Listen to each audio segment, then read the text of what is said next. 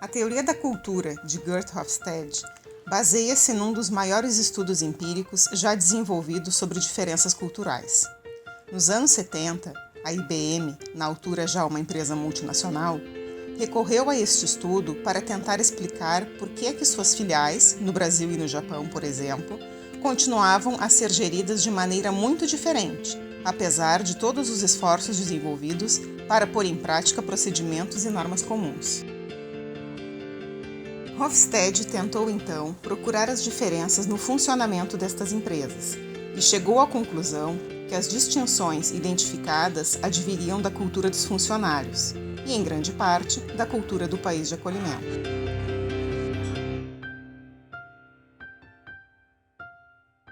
Não se faz às escuras nenhum contato importante, né? Seja na área de negócios ou outro, sem entrar em certas peculiaridades culturais, como sejam essas coisas que nós estamos falando. Que conceito e preconceito toda cultura tem. É preciso saber como lidar com eles. Apesar de toda essa globalização e desses empréstimos culturais que tem com a globalização, as culturas se emprestam muitas coisas, né? Apesar disso, cada uma ainda tem a sua maneira de tratar com o outro. Não é assim, o mundo está completamente globalizado, todo mundo se trata igual, todo mundo negocia igual, não é bem assim. Tem coisas que foram resolvidas. Eu sei porque eu vivi no tempo que não era globalizado o mundo. Ainda. A coisa era mais reduzida, né, ao âmbito regional do país e tal. Hoje não. Hoje se fala muito nessa conjunção mundial, nesse interrelacionamento mundial. Mas mesmo assim, as culturas devem ser estudadas. Então, para uma negociação, o bom, quanto mais a gente souber, melhor, para não ter surpresas. O modelo das dimensões culturais de Gert Hofstede é um quadro referência que descreve 5 tipos, dimensões, de diferenças ou perspectivas de valores entre as culturas nacionais: distância do poder, individualismo, masculinidade, aversão ao risco e orientação a longo prazo. Essas dimensões serão percebidas na seguinte entrevista com o gerente de divisão do Banco do Brasil, Edmilson Milan, o qual morou por 5 anos no Japão trabalhando pelo referido banco. O Banco do Brasil está há mais de 40 anos no Japão e o banco, desde 1990, o banco passou a trabalhar com os nipo-brasileiros, né? São brasileiros, descendentes de japoneses que trabalham no Japão, né? Até a terceira geração, o governo japonês permite que o nosso nipo brasileiro trabalhe no Japão legalmente, né? E esse nipo brasileiro, ele está lá para poupar recursos e mandar remessa para a manutenção da família aqui. Até a crise de 2008, é basicamente o que o Banco do Brasil fazia lá. A dimensão da aversão ao risco foi definida por Hofstede como o grau de ameaça percebido por membros de uma cultura em situações incertas ou desconhecidas, ou seja, reflete o sentimento de desconforto que as pessoas sentem ou a insegurança com riscos, caos e situações não estruturadas. Com a crise, as empresas japonesas se obrigaram a demitir. Como é muito difícil demitir japoneses, né, a lei lá é muito rígida, eles dispensaram então os brasileiros que prestavam serviço, porque na verdade o brasileiro lá, ele é de uma empreiteira. Essa empreiteira cede esse trabalhador para a indústria japonesa. O que aconteceu? Quando foi necessário demitir, demitiram os brasileiros, os peruanos, os filipinos, né? Então, de 320 mil brasileiros no Japão em 2008, hoje são cerca de 180 mil brasileiros. Orientação a longo prazo versus a curto prazo indica em que medida uma sociedade baseia as suas tradições sobre os acontecimentos do passado ou do presente, sobre os benefícios apresentados ou ainda sobre o que é desejável para o futuro. Quer dizer, o negócio do banco, que era focado em brasileiro, teve que mudar. E aí nós passamos então a trabalhar com japoneses, tanto para cliente pessoa física como também cliente empresas, né? E aí nós nos deparamos com uma situação diferente. Diferentemente do brasileiro aqui, que a gente negocia e que qualidade, prazo de entrega e preço são fundamentais, lá, além desses quesitos que são importantes, né? Preço, prazo de entrega e qualidade, lá a gente viu que a gente tinha que ter relacionamento. Então a gente chegava com um bom produto financeiro para vender para as empresas, para vender para os clientes, pessoas físicas, né? E a gente via que a gente não conseguia evoluir na velocidade que a gente estava acostumado no Brasil. Por quê?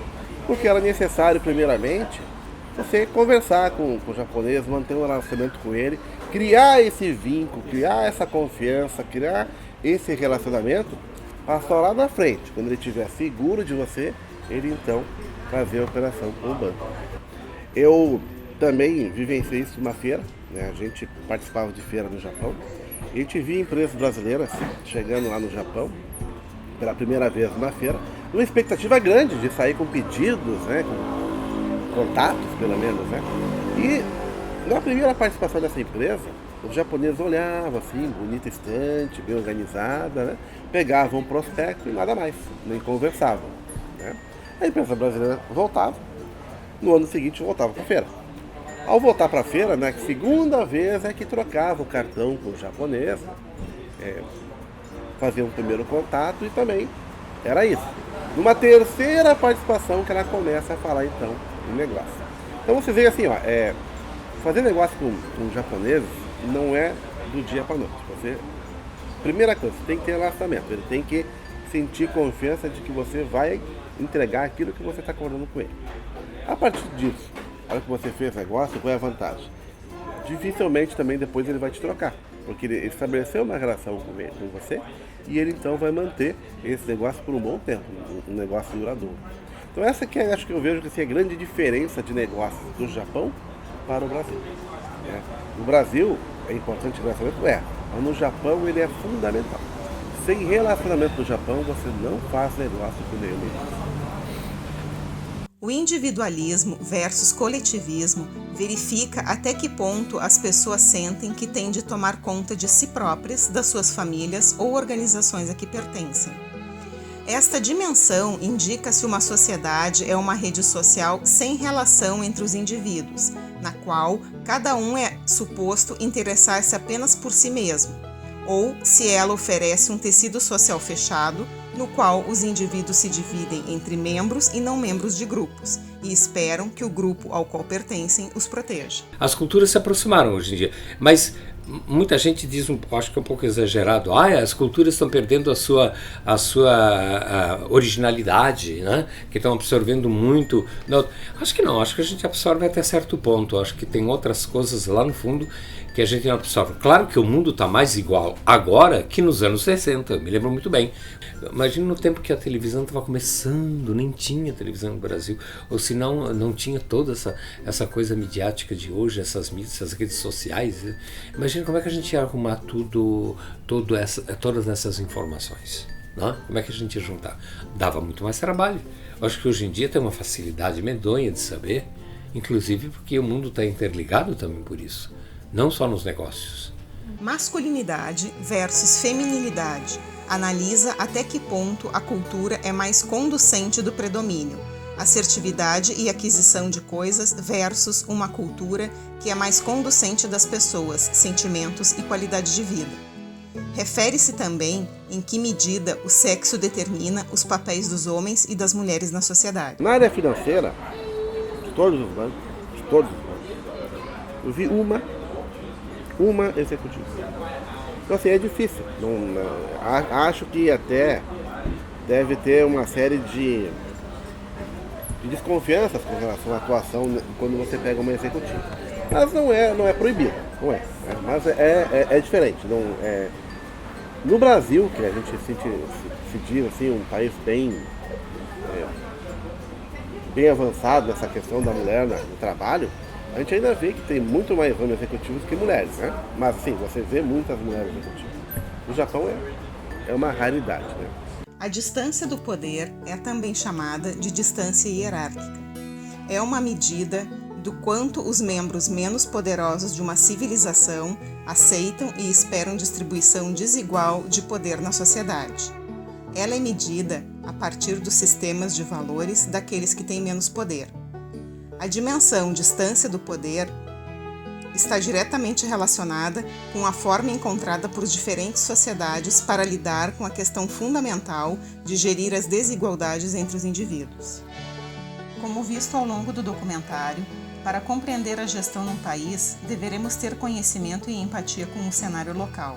Com isso, as pontuações do inquérito estatístico levado a cabo por Hofstede fazem com que todos tomemos consciência de que as pessoas em outros países podem pensar, sentir e agir de forma muito diferente, mesmo quando confrontados com problemas básicos na sociedade.